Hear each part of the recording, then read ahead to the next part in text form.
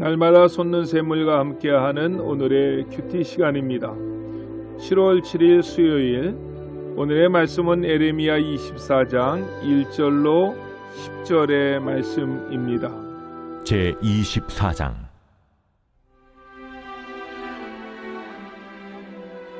바벨론의 느부갓네살 왕이 유다 왕 여호야김의 아들 여고냐와 유다 고관들과 목공들과 철공들을 예루살렘에서 바벨론으로 옮긴 후에 여호와께서 여호와의 성전 앞에 놓인 무화과 두 광주리를 내게 보이셨는데, 한 광주리에는 처음 익은 듯한 극히 좋은 무화과가 있고, 한 광주리에는 나빠서 먹을 수 없는 극히 나쁜 무화과가 있더라.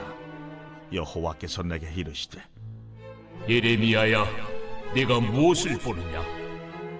내가 대답하되, 무화과이온데 그 좋은 무화과는 극히 좋고 그 나쁜 것은 아주 나빠서 먹을 수 없게 나쁘니이다 하니, 여호와의 말씀이 또 내게 임하니라.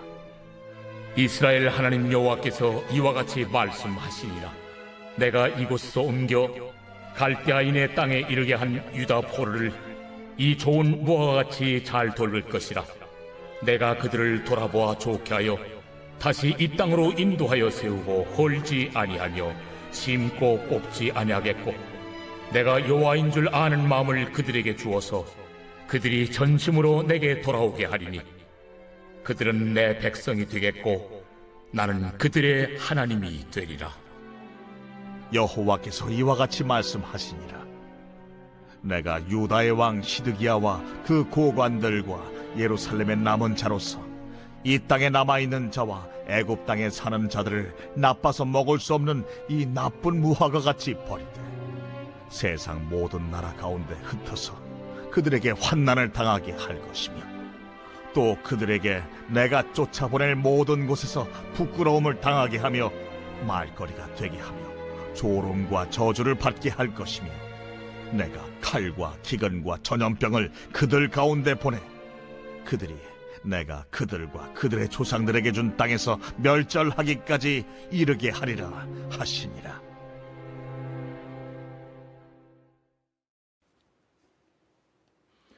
새로운 아침입니다. 엘 올람, 하나님은 영원하신 분이십니다.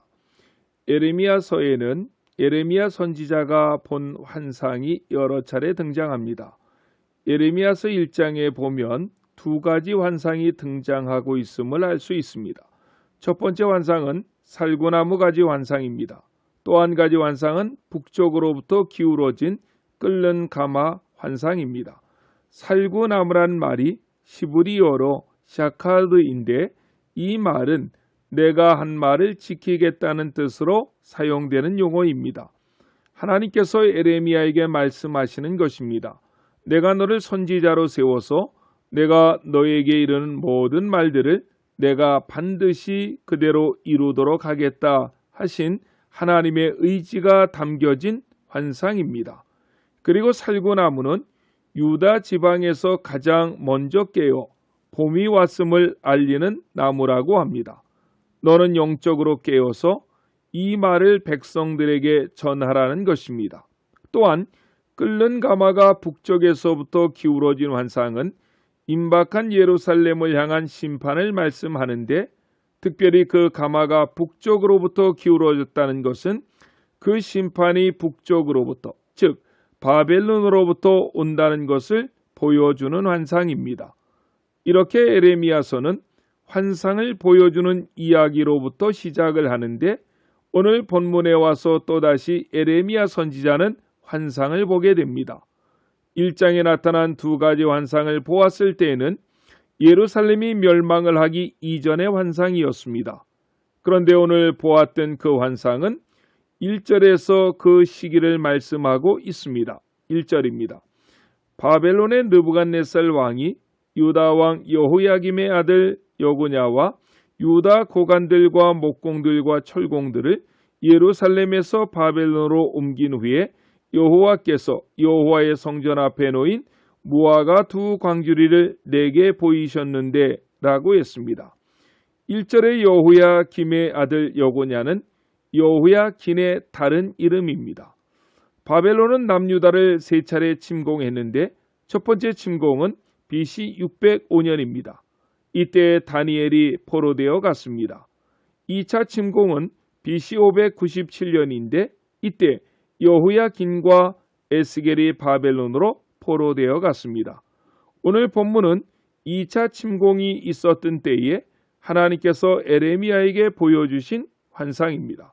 그리고 3차 침공은 BC 586년인데 이때 성전이 불타고 남유다가 완전히 멸망을 당했습니다.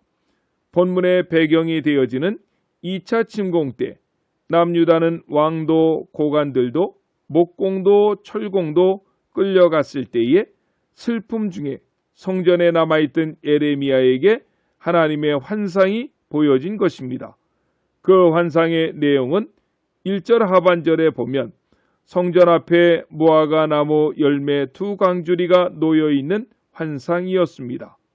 그런데 그 상태가 어떠했습니까? 2절입니다.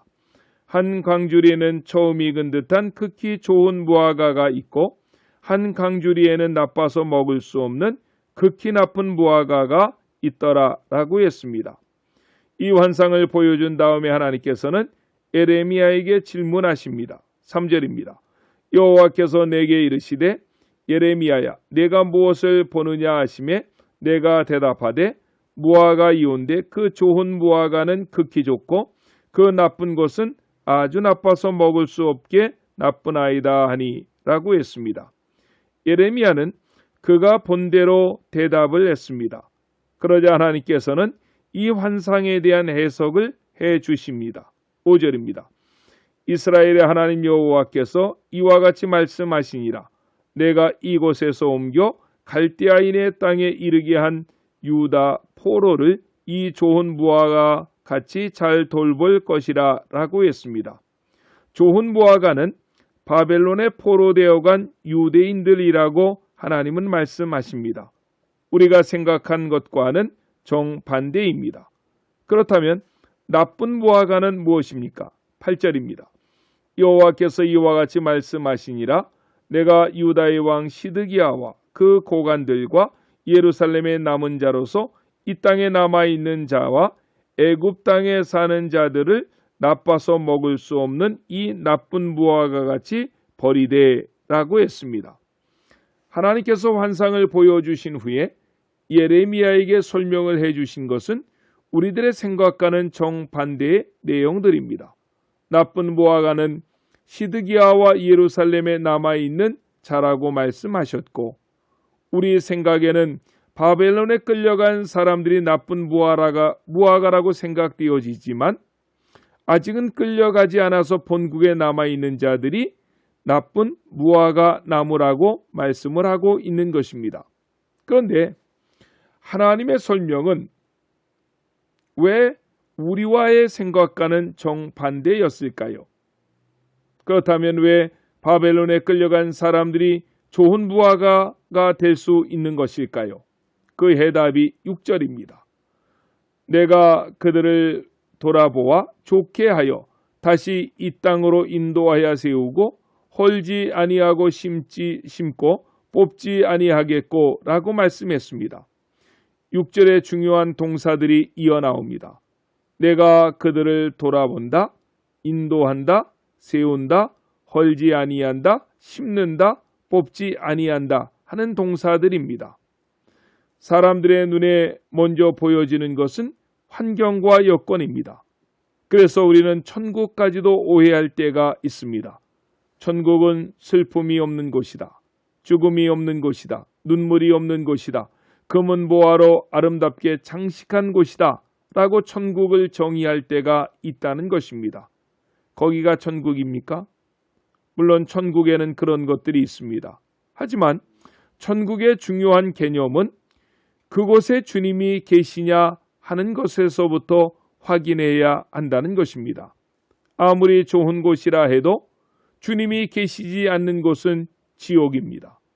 주님의 통치가 있고 보호가 있고 인도함이 있는 곳, 거기가 바로 천국입니다. 6절에 말씀하시는 것입니다. 바벨론 땅은 이방 땅으로서 유다 백성들에게는 낯선 곳이고 힘든 곳이지만 주님은 그곳에 계시겠다고 말씀하시는 것입니다. 그곳에서 그 백성들을 돌보고 인도하고 세우고 심겠다고 말씀하시는 것입니다. 그러므로 그곳에 있는 자들이 좋은 무화과 열매가 되는 것입니다. 7절도 보십시오. 내가 여호와인 줄 아는 마음을 그들에게 주어서 그들이 전심으로 돌아오게 하리니 그들은 내 백성이 되겠고 나는 그들의 하나님이 되리라 라고 말씀하십니다. 그곳에서 하나님께서는 유다의 백성에게 오직 하나님 한 분만이 여호와인 줄 아는 마음을 그들에게 주겠다고 말씀하십니다. 그들이 전심으로 하나님께로 돌아오게 하심으로 그들은 하나님의 백성이 되고 하나님은 그들의 하나님이 되게 하신다고 말씀하고 계신 것입니다. 에스겔서 8장을 읽어보면 하나님께서는 예루살렘을 떠나 동쪽으로 향해 가고 있는 것을 그림원으로 보여주고 있습니다. 그 동쪽이 바로 바벨론 땅입니다. 즉 바벨론 70년 포로 생활 동안에 하나님은 예루살렘을 떠나 바벨론에 있는 그의 백성들에게로 가셨고 그들과 함께 하신 것입니다.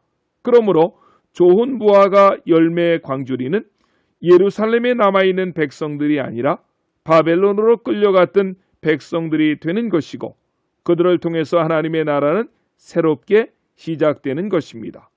오늘날도 마찬가지입니다.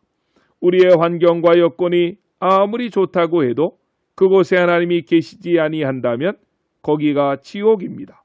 하지만 환경과 여건이 힘들고 어렵다고 해도 하나님이 우리와 함께 하시면 거기가 천국이고 거기에 참된 소망이 있는 것입니다. 오늘날 우리 그리스도인이 살아가는 환경은 힘들고 어렵습니다. 그럼에도 우리가 결코 좌절하지 않는 것은 하나님은 우리와 함께 하시기 때문입니다. 그 하나님은 우리를 회복시키시고 보호하시고 인도하여 주실 것이기 때문입니다. 그것을 의심 없이 믿음으로 날마다 확인하시고 하나님께만 가까이 하시는 안천의 모든 성도님들이 되시기를 예수님의 이름으로 간절히 축원합니다. 아멘. 기도하시겠습니다. 사랑의 주님 감사합니다.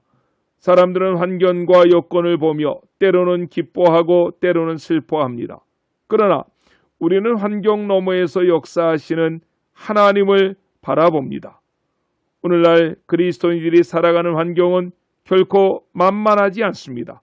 하지만 어려운 환경 가운데에서도 우리와 하나님은 날마다 함께 하시고 그 하나님으로 인하여서 기뻐하고 감사하고 찬양하는 삶을 오늘 하루도 살아가게 해 주시옵소서. 하나님만이 나의 소망이요 기쁨이 되게 하여 주시옵소서. 예수님의 이름으로 간절히 기도드렸습니다. 아멘.